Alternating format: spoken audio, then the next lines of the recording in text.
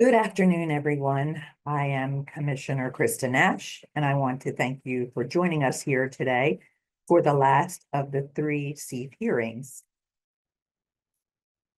The Commission is interested in hearing your ideas on how the social equity excise fees can be appropriated so that your ideas can be communicated to the legislature and the governor. Commissioner Barker and I serve on the Public Education and Engagement Committee, which hosts these annual hearings. However, Commissioner Barker was unable to join us today, so I again will be hosting solo. I will give you a brief overview of the social equity excise fee and the process in which we convey your recommendations to the legislature and the governor. And then we will have a public comment period where we will give you some time to share your ideas. The CREAM Act is the legislation that serves as the framework for the personal use cannabis industry here in New Jersey. And it contains some very important pieces of legislation. One being the social equity excise fee, which is reserved for expenditures to improve communities impacted by over-policing and disparate criminal justice practices. The CREAM Act established a fund which specifies where the monies collected from tax revenue, fees, penalties, and other sources, and provides provisions that separate revenue derived from the social equity fees.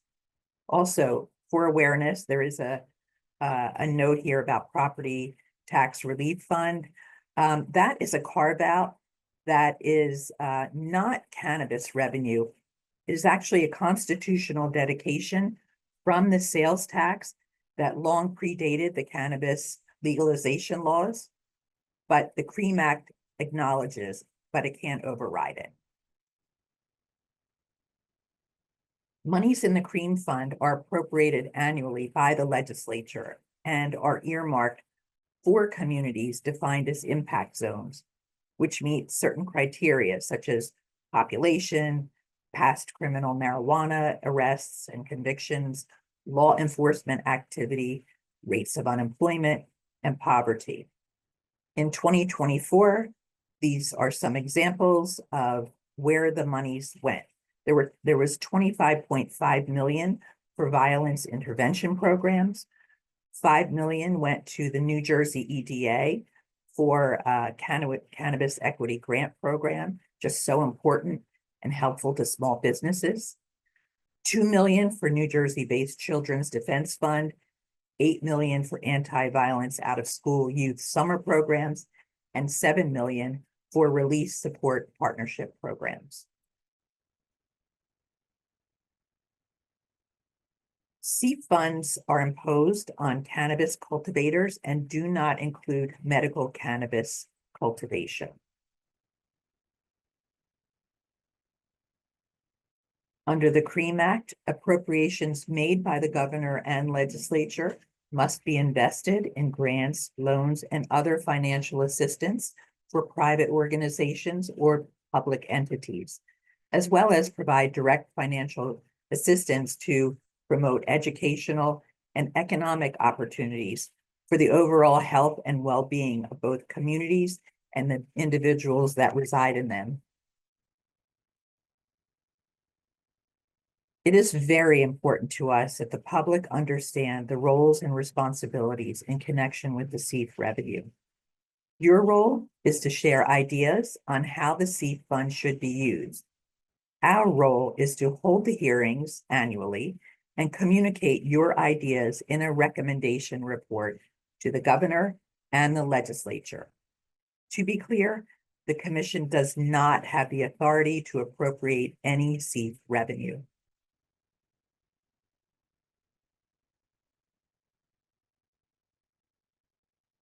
So in January of this year, the commission doubled the CEIF rate to $2.50 an ounce.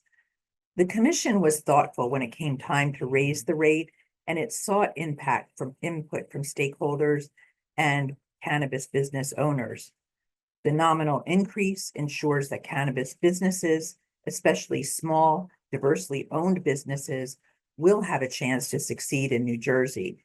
And that in itself, we believe, is a form of social equity. At this time, there is over $6 million in SEEF revenue awaiting appropriations.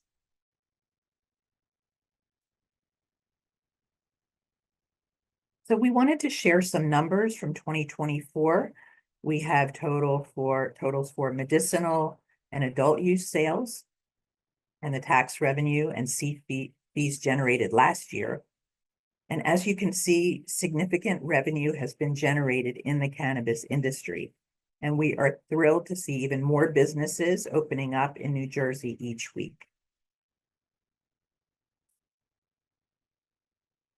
There are many ways to improve communities and the lives of residents who reside in them. And we thought it would be helpful to share some examples of how the SEEF revenue can be used. Previous recommendations have included social support services, expungement clinics and legal aid programs, and community reinvestment. So these are some ideas here. There's apprenticeships, job skills and readiness training, employment training. Then we have grants and loans, financial assistance, housing development. So these are all examples, but we really do emphasize what we want to hear from you today. So here we have legal services, legal clinics, expungement services, reentry support, and health and wellness programs. We would like to hear what you think, you think the SEEF fund should be used for. If you would kindly provide your name, any organization you are with, the county and municipality you reside in, and your ideas. You will have 3 minutes to speak, and you can also submit your ideas in a written comment if you require more time. So I will call the first person on the sign-up list, who is Edwin Paredes. Edwin Paredes, if you would please raise your hand. Edwin.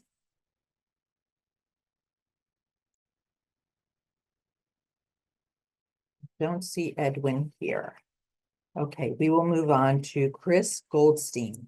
Chris, you're here.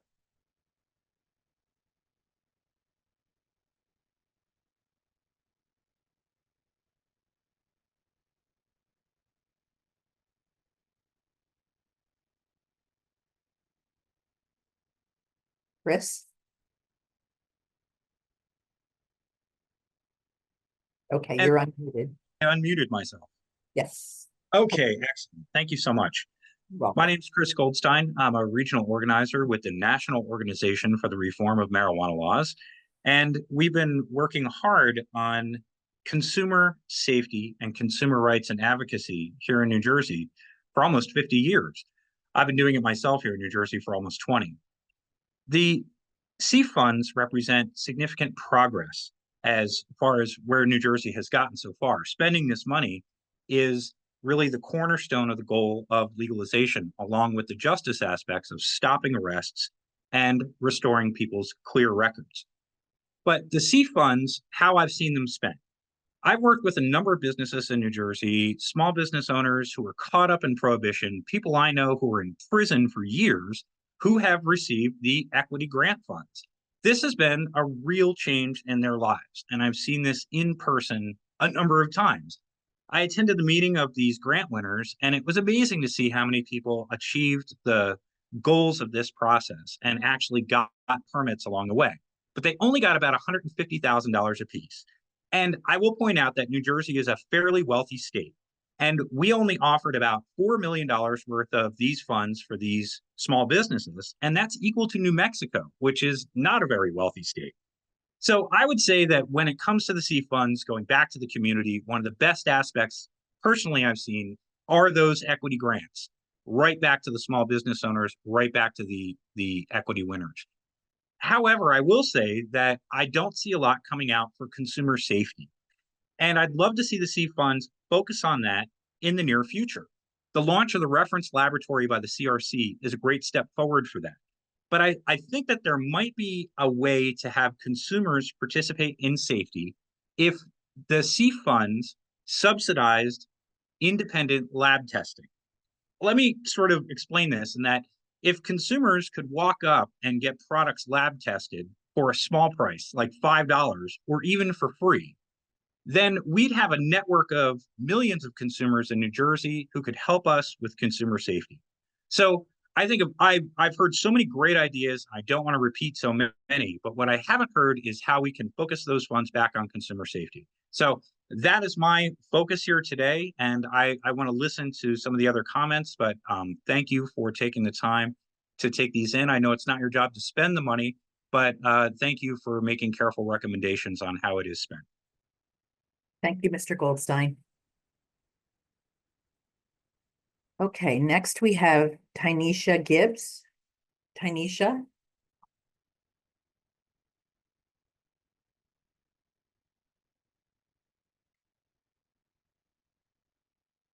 Okay, we will move on to Yanira Quieles. Yanira?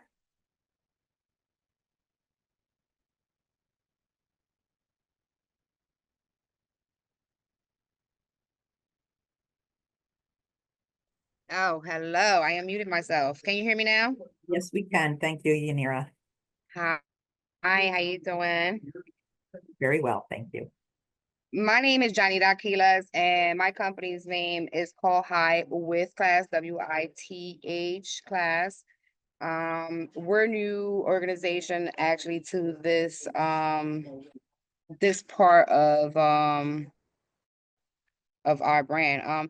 I strongly believe that there should be more ways for individuals like myself that is not has the full potential education to fill out grants application or a team player on the community and where they can actually open the doors more and help out with the actual paperwork. For me, being a small business owner and being one person alone and having all the creativities that I have in my mind and things that I want to get going, it takes a lot of manpower and team players to be able to get this stuff going. I think society has turned to technology, which is very beneficial to us. But as well, I think strongly we need to open up the doors a little bit to where they're offering things to individuals like myself and say, oh, there's a grant, come in percent, we'll help you fill out the application, we'll get you to understand the application, and we see this is beneficial to you and your organization. I think my brand has not targeted this market yet because it's so much to educate myself about it, and it can be very drainful. I think my brand would be a perfect fit for the dispensaries. I just need a little bit more education, and not only further education, I need a little bit of teamwork from other organizations. So I strongly believe that New Jersey has a lot of talent, but I think they're leaving a lot of people behind because we're not focused like back then when we was first building America. We had the doors open, we sat down at the table, we had the applications in front of us, we sat with the individual, and we went through the full process.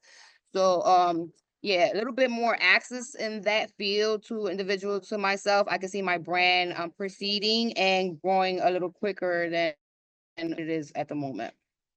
So is there anything in that field that would benefit in the seed funding to help a small business owner like myself grow with someone that has the expertise in that field? That'd be great for not only myself, but other individuals in the community. Thank you very much for letting me speak.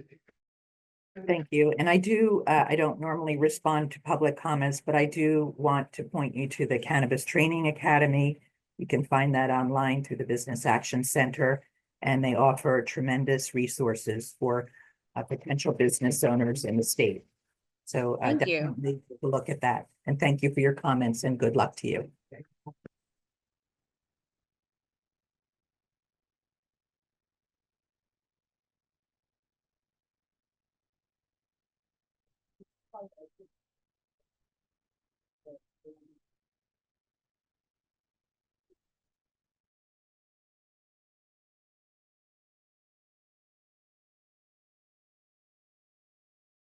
I'm sorry, I muted myself. We have,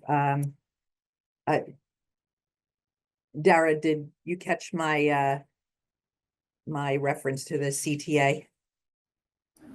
Yes. The next, person is Nichelle Santos. Nichelle?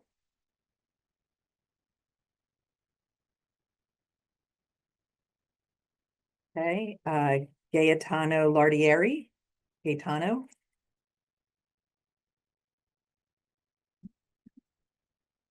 Ami Kachalia? Ami?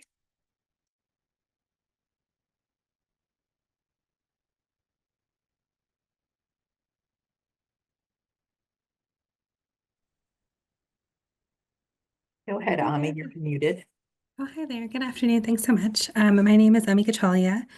I'm a campaign strategist at the ACLU of New Jersey. We have long been in the fight around marijuana legalization and decriminalization, really based from a racial and social justice perspective. And so what we're calling for now and what we've called for in the past is very much based on this principle of wanting to make sure that we are reparative in our approach to legalization.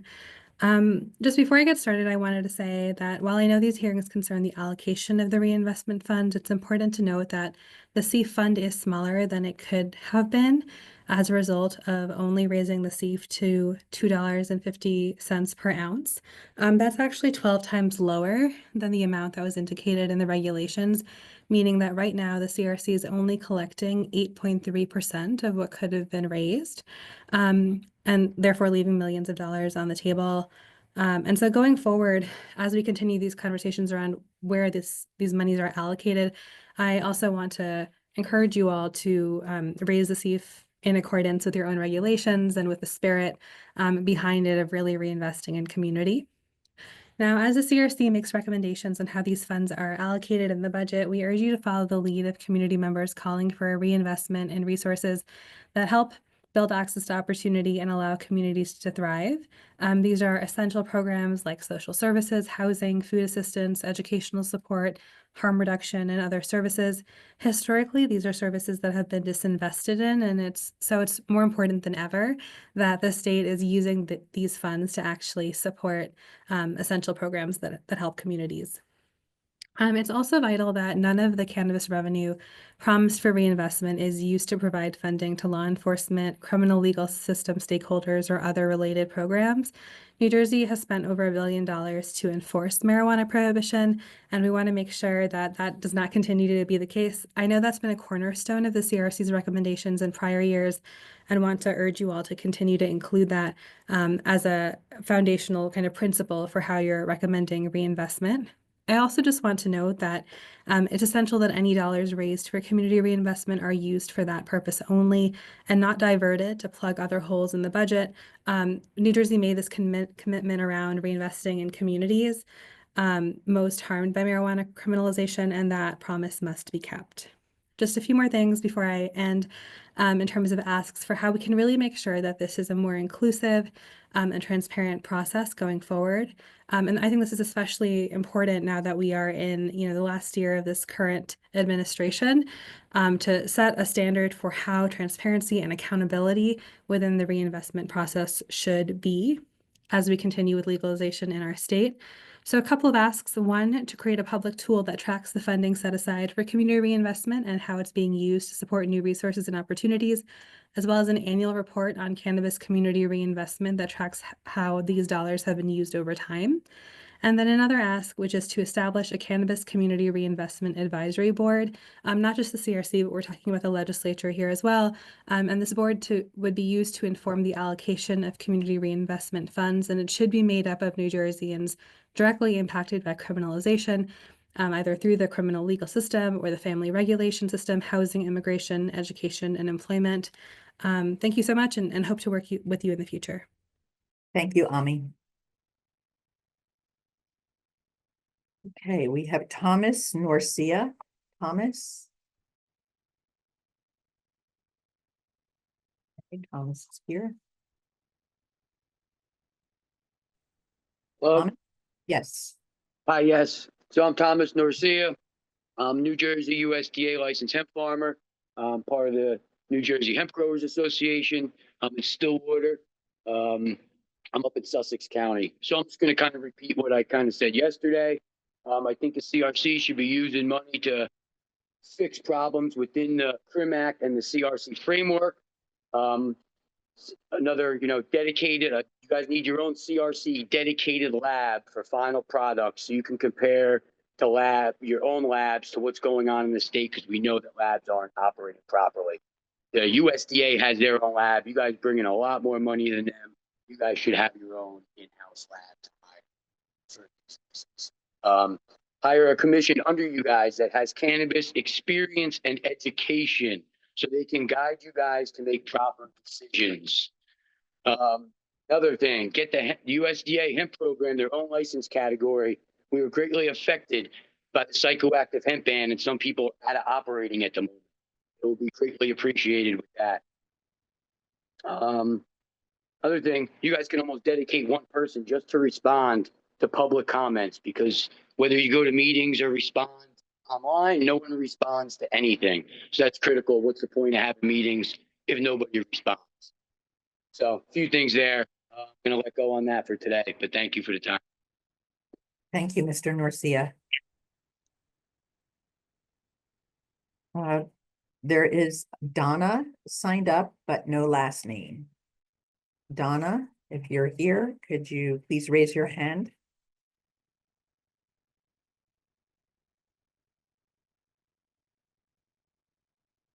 Okay, we have Michael D'Amico. Michael D'Amico. Michael is here. Hello, Hey. Mike. Hi there. Good afternoon, everybody. Can you hear me? Yes, we can. All right, wonderful. All right. Thank you so much to the commission and other stakeholders on here today for holding these hearings and allowing an opportunity for the public to provide comment on the CEF, the usage of the CEF money. So again, my name is Michael D'Amico. Just for context, I'm a licensed clinical social worker, also vice president at Oaks Integrated Care. Oaks is a private nonprofit behavioral health and social services provider in New Jersey, and we've been around since about 1962. We serve 40,000 people a year across the entire state. That includes Burlington, Camden, Cumberland, Essex, Atlantic counties, Mercer counties. So my recommendations here today are really in the context of social services, behavioral health support, and community resources. So specifically, our recommendations is reflective of the work that we do in the community, various communities throughout the state, as well as diverse populations that have, a pretty wide range of needs and resources. So that said, our recommendations, we have 3 of them. So the first one is investment into some housing resources for individuals who are in recovery from mental health and or substance use issues. While there's resources and services and support out there, specifically, there's a need for more affordable housing options and programs for individuals at different stages of the recovery journey. As an example, individuals early in the recovery not having access or the resources for funding to obtain housing and sober living facilities so that they may be successful in their recovery journey. Additionally, for those individuals that are fortunate to have a housing subsidy or voucher through the state for a subsidy to help them with their own independent living, apartment or home, the subsidies are tied to fair market value rates throughout the state. And as many know, the cost of living throughout the state and the country has been considerably high, and those fair market rates don't really allow for individuals to be housed with those subsidies. Secondly is access to care. So investments and initiatives that engage individuals in the community, offer opportunities for initiation of care and access to resources. And I know I'm running low on time. So the last one here is educational, vocational investments for individuals who are in recovery. So providing additional funds for initiatives to help with educational, vocational training, job placement. Research has consistently shown individuals in recovery are more successful in recovery when they're engaged in such ventures and opportunities. And then additionally, our workforce in this field has been seriously devastated. And so some investment that we'd like to recommend be made for bringing new individuals into the workforce. Having more additional information, so we'll be submitting the remainder of comments electronically. Thank you. Thank you, Mr. D'Amico. Next, we have Chief Vincent Mann. Chief Vincent Mann.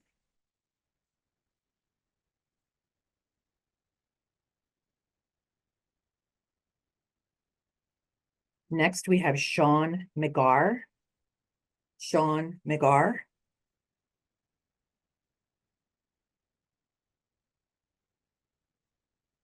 Andrea Rabel. Andrea.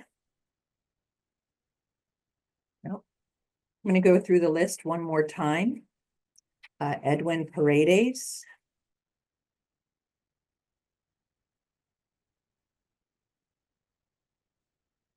Looks like there's an Isaac and Edwin here. Hello, can you hear me? Yes. Hi, hello, thank you. I was having some difficulty getting unmuted, so thank you so much. My name is Edwin Paredes and my business partner is Isaac Rojas. We are the owners of Nurturing Leaves, which is a classified dispensary. And we are quite grateful that we were the recipient of a seed grant, which has tremendously helped us with our startup costs. Access to funding still remains a challenge, especially for social equity companies. As mentioned before, you've heard that New Jersey is a high cost of living state. So that also applies to when we are trying to lease out space and things of that nature. Again, with the grant, it's been a tremendous help. We continue to seek sustainable funding. So, we would like to see more grant opportunities or even state-backed loans for cannabis businesses, because access to the normal financial markets it's very challenging, right? Because of they're backed by the federal government. So it's really crucial that small businesses such as cannabis have access to responsible funding, financial options, rather than some predatory alternatives that can really jeopardize the long-term success of companies.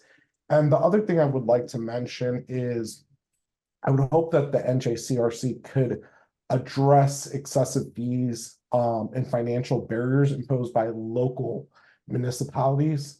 There's a town right now in North Jersey that is charging over $100,000 just to get an application. As we all know, it does not take $100,000 to review. So those are creating really significant obstacles for small businesses that are trying to establish themselves within those communities.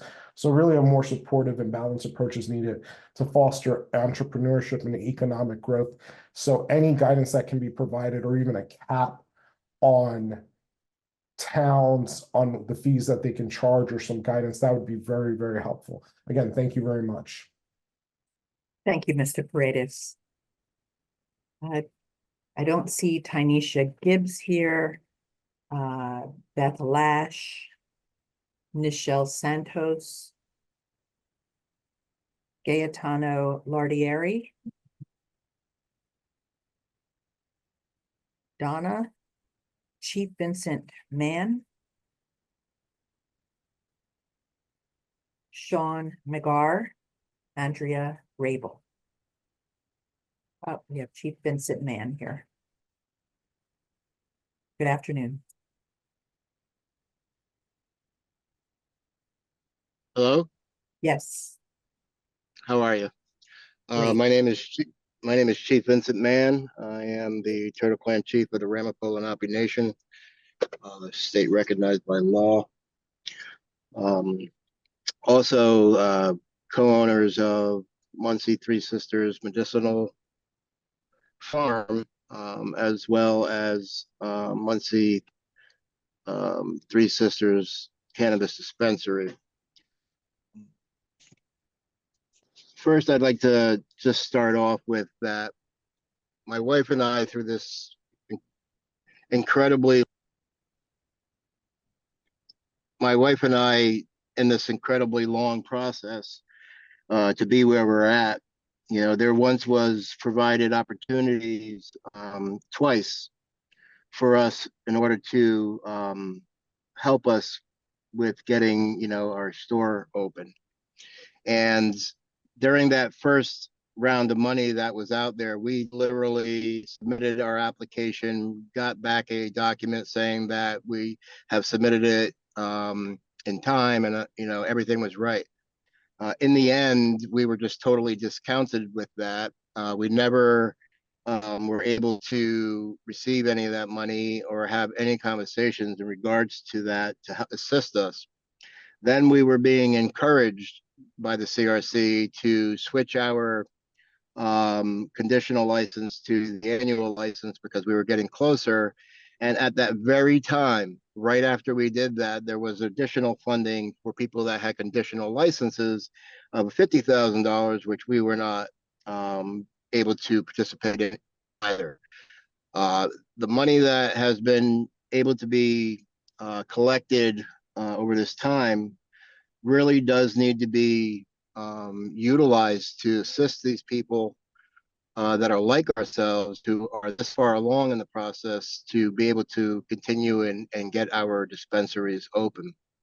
On the other side of that coin, this money should also be utilized to create a commingling of the hemp industry into the cannabis industry. The two of them are the same thing. It gets represented as hemp is not cannabis, but cannabis sativa L can only be cannabis sativa L. And we need a pathway for these two things to operate and run smoothly so that people can receive the medicine that they need.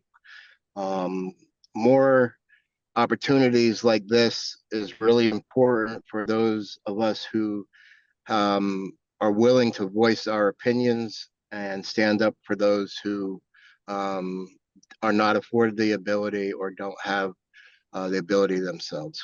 Thank you. Thank you, Chief Mann. Let's see, we have Sean McGar and Andrea Rabel, and that is the end of the sign-up list. I want to thank everyone for taking the time to be here today. Your comments are meaningful. We will be sure to capture them in the recommendation report. You can still submit written comments to njcrc.gov.info/CEEF. And thank you again. Thank you.